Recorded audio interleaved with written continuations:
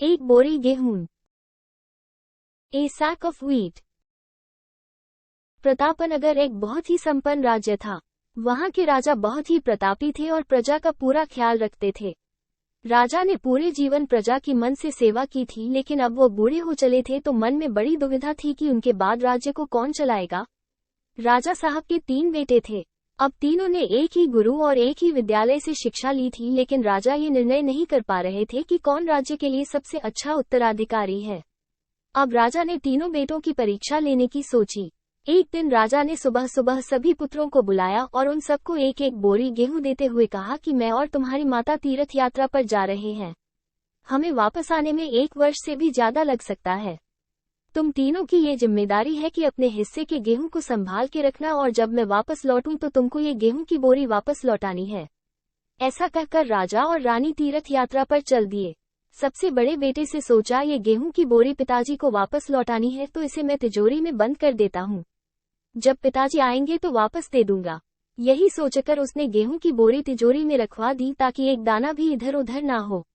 दूसरे बेटे से सोचा कि तिजोरी में तो गेहूं सड़ जाएंगे, मैं इन गेहूं को खेत में डलवा देता हूं, जिससे गेहूं की अच्छी फसल होगी और पिताजी को एक बोरी की बजाय कई बोरी गेहूं दे सकूंगा। अब उसने ना गेहूं के लिए अच्छा खेत देखा और ना ही अच्छी उपजाऊ जमीन देखी और ना ही खेत की घास फूस को साफ कराया। बस ऐसे ही एक बंजर जमीन पर गेहूं डलवा दिए और कभी उनकी देखभाल करने नहीं आया। उसे लगा कि अब अपने आप फसल आ जाएगी। तीसरा बेटा ज्यादा समझदार था। उसने अपने मित्र के साथ मिलकर एक अच्छा खेत देखा जो बहुत उपजाऊ था। फिर उसकी मिट्टी बदलवाई, वहां घास फूस की सफाई कराई और फिर विधि अनुसार गेहूं के दाने खेत में बो दिए। पूरी लगन और मेहनत से खेत की हिफाजत की। समय पर खाद पानी सब कुछ दिया। साल भर बाद पहली फसल आई। उसने फिर से उसे बोया, फिर और अन्न उपजा। खेत खलिहान लहलहाने लगा। राजा यही कोई 3 वर्ष बाद वापस आया।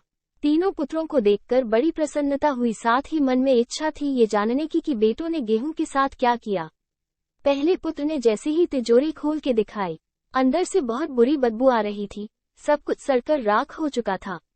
पिता ने कहा, ये अन्न है जिससे हम सबका जीवन चलता है और तुम इसकी देखभाल नहीं कर पाए, तुम क्या राज्य संभालोगे। अब दूसरा बेटा पिता को उस जगह पर ले गया जहां उसने गेहूं को डलवाया था। वहां जाकर देखा तो जंगल था, बड़ी बड़ी घास फूस खड़ी थी। गेहूं का तो नामो निशान ही नहीं था। राजा बहुत नाराज हुआ और उसे भी राज्य का उत्तराधिकारी बनाने से मना कर दिया। अब तीसरा पुत्र पिता को अपने खेतों पर ले गया। वाह, दूर से ही एक अलग खुशबू आ रही थी। गेहूं की फसल लहलहा रही थी। चारों तरफ हरियाली और जीवन था, और उस खेत से 50 बोरी से भी ज्यादा गेहूं उत्पन्न हो चुका था और आज भी खेत में फिर से फसल खड़ी थी। राजा का मन देखकर बहुत प्रसन्न हुआ और राजा ने तीसरे बेटे को अपने राज्य का उत्तराधिकारी बनाने का निर्णय लिया। दोस्तों, उस राजा की तरह भगवान ने भी हमें कुछ गेहूं संभाल के रखने को दिए हैं। वो गेहूं है हमारा जीवन, जिसे हम बेकार के कामों में नष्ट कर देते हैं। ईश्वर ने जीवन दिया कि दुनिया का विकास करना, अपने ज्ञान को बढ़ाना और उसे बांटना। लेकिन हम अज्ञानी लोग इस जीवन को सड़ा देते हैं और अंत समय जब ईश्वर पूछता है कि जीवन में क्या किया, तो जवाब होता है शून्य, कुछ नहीं।